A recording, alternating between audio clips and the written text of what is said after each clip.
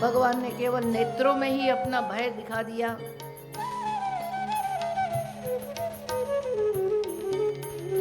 व्याख्यातार्थमुखी प्रहसित मुखी न युपालब्धुम ऐच्छत्। ऐसी माखन चोरी लीला में भक्तों के मन का प्रभु आकर्षण करते हैं। बोलो बाल कृष्ण लाल की जय। श्याम सुंदर श्री यमुने की जय। माखन चोरी करने के बाद चलो चलो आगे।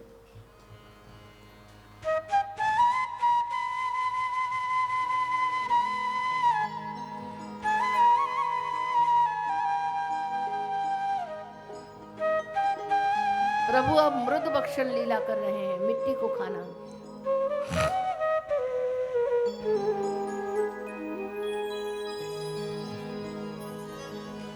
माखन आरोप कर पेट चिकना हो गया था, अब मिट्टी आरोप कर उसे मांजना है।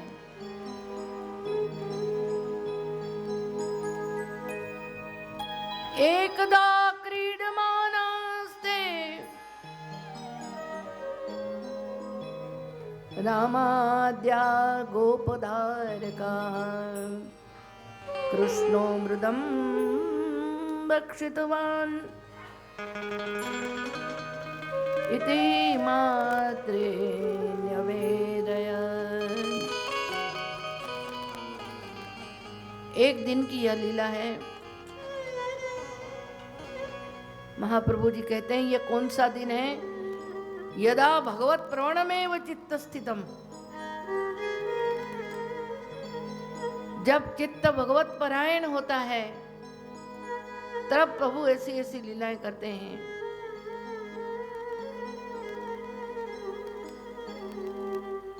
छोटे छोटे गोप बालक भगवत लीला का आनंद खोर छोड़कर अपनी मस्ती में खेल रहे थे।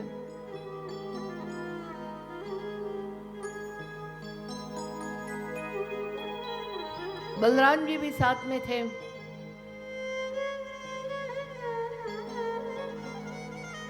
जाकर यशोदा जी से कहा,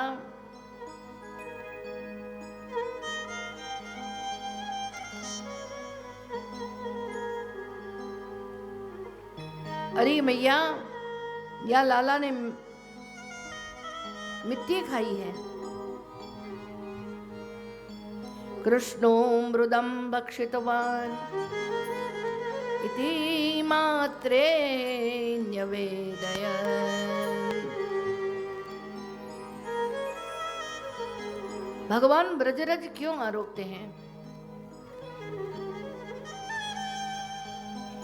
ब्रजरज की बड़ी महिमा है।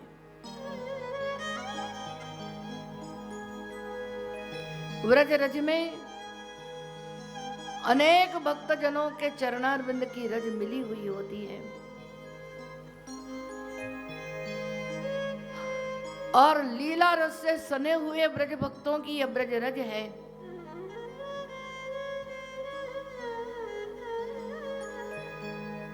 लीला रस का आनंद लेने के लिए प्रभु ब्रजरज आरोपते हैं।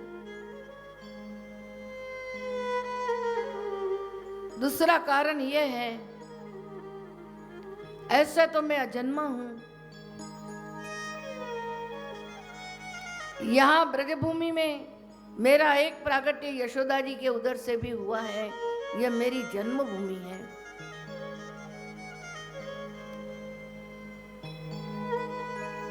उसका स्वाद लेने के लिए प्रभु ब्रजरज को आरोपते हैं। तीसरा कारण यह है, चरणारविंद में शीतल भक्ति रहती है और मुखारविंद में उग्र बहती रहती है।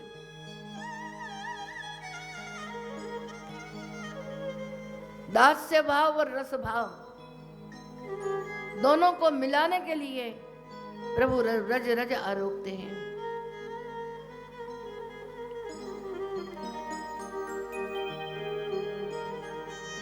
सबसे बड़ा कारण यह है, प्रभु ने जब पूतना का स्तनपान किया तो कई जीवात्माओं को प्रभु ने पुतमा के उदर से खींचा था और अपने उदर में रखा था।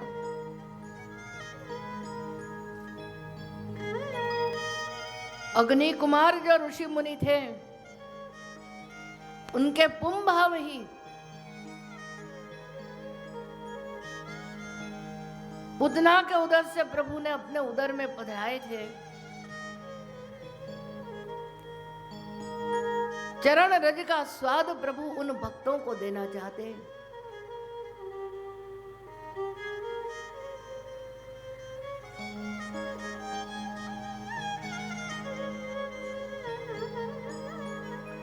सा गृहीत्वा करे कृष्णं उपालभ्य हितैषिणी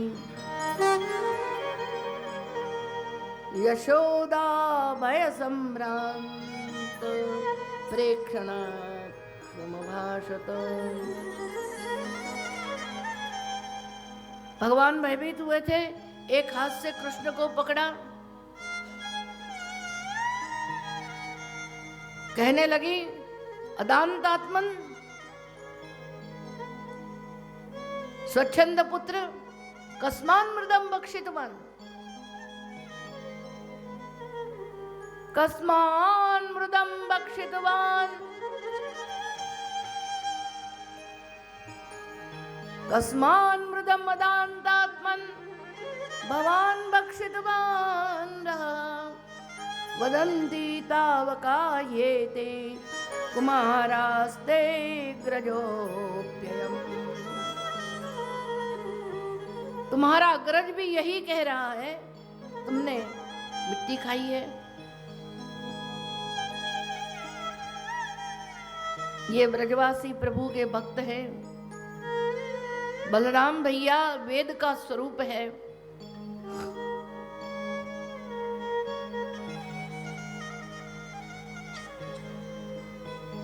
ये सब मैया से कह रहे हैं इसने मिट्टी खाई, और भगवान कह रहे हैं मैंने मिट्टी नहीं खाई।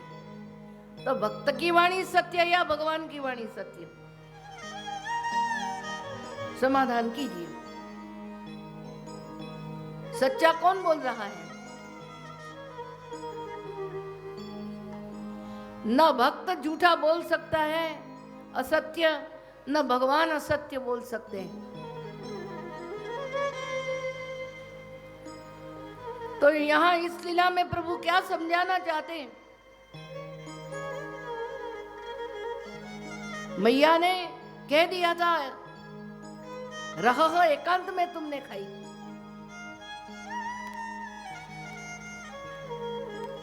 आज भी ब्रह्मांड घाट की मिट्टी लोग लाकर खाते हैं। ब्रह्मांड घाट पर यह लीला हुई है।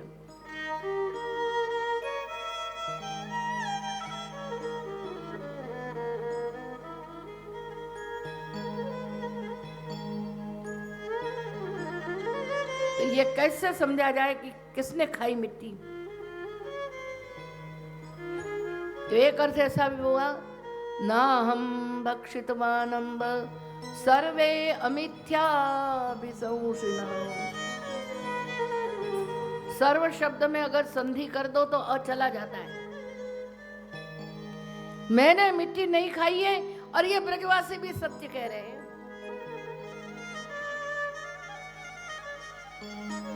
मां ने कहा लाला तेने नहीं खाई, मोड़ो खोल। आज मैं प्रत्यक्ष देखूंगी तू खाता है कि नहीं खाता है।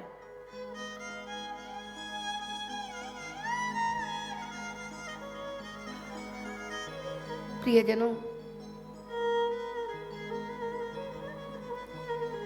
भगवत लीला में कभी हमारे तर्क काम नहीं करते। भगवान भी सच्चे हैं और भक्त भी सच्चे हैं। मुंह में मिट्टी गई है, यानी भक्तों ने ये देखा सही है कि प्रभु ने मिट्टी का लौंदा लेके मुंह में पधराया दल्ला, परंतु खाने का जो स्वाद है प्रभु ने नहीं लिया। वो बालक थे जो पुंभाव वाले, उनको प्रभु ने मिट्टी खवाई है। तो सच्ची बात प्रभु की भी है और सच्ची बात ब्रजवासियों की भी है।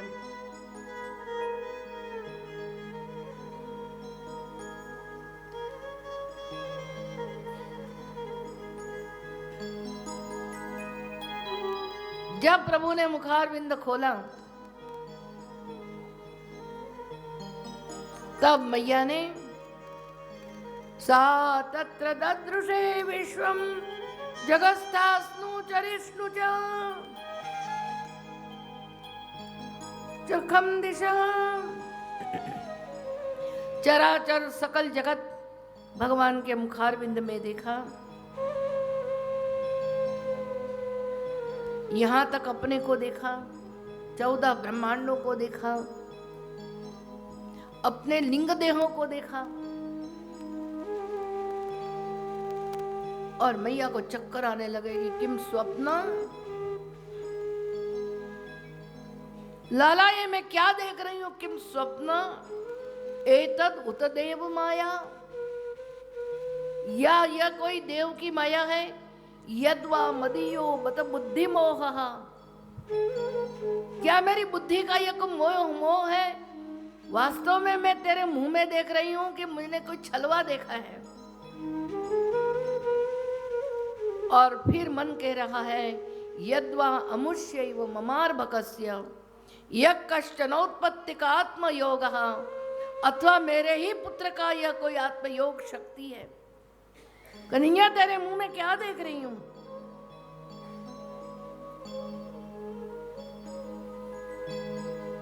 मां के मन में पछतावा होने लगा।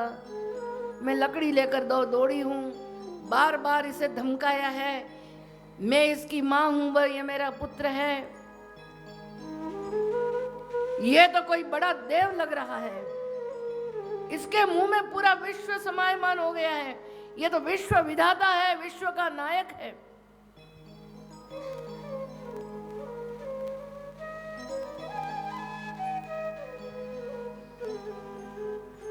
और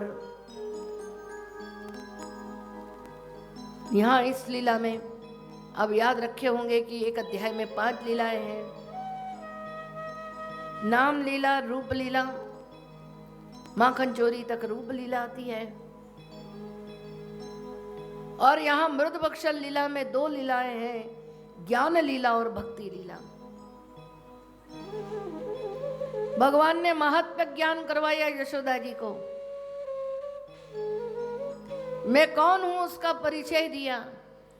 और इतना महात्म्य ज्ञान इसलिए जीवों को प्रभु करवाते हैं जिससे जीव में अपराध बुद्धि न लगे।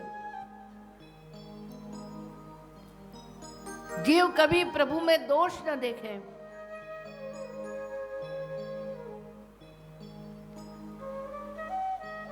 सकल ब्रह्मांड का मैं अधिनायक हूं। और भक्ति के लिए यही कहा है, भक्ति के प्रारंभ में महात्म्य ज्ञान होना जरूरी है। महात्म्य ज्ञान पूर्वस्तु सुदृढ़ो सर्वतोधिकः, स्नेहो भक्ति रीति प्रोक्तः, तया मुक्तिर्न चान्यथा। महात्म्य ज्ञान होना जरूरी है। परंतु प्रभु जैसे जैसे स्नेह बढ़ता है और भक्ति जैसे जैसे बढ़ती है, वैसे महात्म्य ज्ञान का संकोच कर देते हैं। क्योंकि प्रेम मार्ग में यह महात्म्य ज्ञान भी बाधा करने वाला होता है। आपके मन में यह आ जाए कि मेरा पुत्र प्राइम मिनिस्टर बन गया, नरेंद्र मोदी बनेंगे, तो उनकी माता को यही लगेगा। तो मां भी अपने बेटे से डरेगी, तो प्रेम कैसे करेगी? जैसे जैसे प्रेम उमड़ता है, महात्म्य ज्ञान दब जाता है। व्यतनोन वैष्णवी मायाम पुत्र स्नेहमयीम विभु। भगवान ने पुत्र स्नेहमयी माया का आवरण यशोदा जी पर ढक दिया। क्षण भर के लिए जो महात्म्य ज्ञान हो रहा था, अब फिर प्रतीति होने लगी, अरे रे मैं खाली देख रही थी, यह तो उसके मुंह में कुछ घुस गया था। ये तो मेरो कन्हैया है।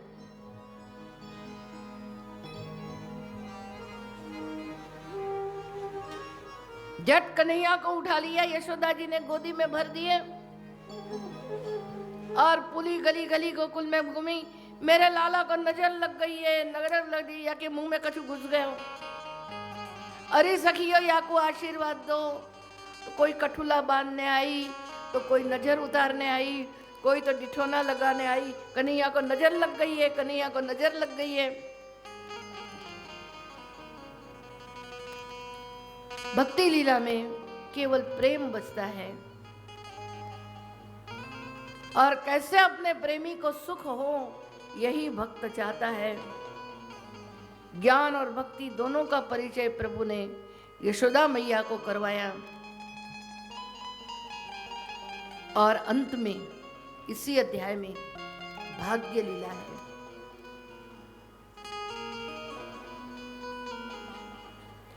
औरों का भाग्य अपने कर्मों से बनता है, परंतु भक्तों का भाग्य भगवत कृपा से बनता है।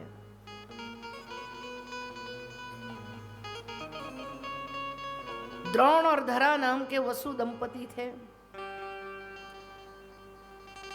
भगवत कृपा से ही उनके मन में ये भाव आया, हमें परमा भक्ति मिले।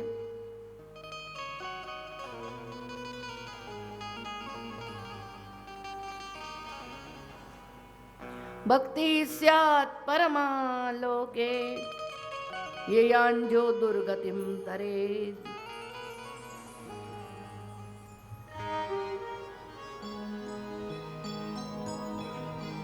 भक्ति के लिए ही भगवान उनके पुत्र बने, और ततो भक्तिर भगवती पुत्री भूते जनार्दने दंपत्यो नितरामासीत् गोप गोपीषु भारत। और इस जन्म में प्रभु ने ऐसा अलौकिक बाल लीला का सुख नंद और यशोदा के स्वरूप में उन्हें दिया। एक अध्याय में 5 लीलाएं यहां परिपूर्ण हुई।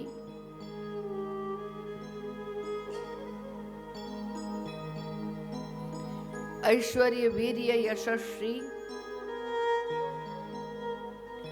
तामस प्रमाण प्रकरण में अब ज्ञान, वैराग्य और धर्मी स्वरूप का निरूपण आगे चलकर दामोदर लीला में आएगा, और दामोदर लीला का वर्णन हम मध्याह्न की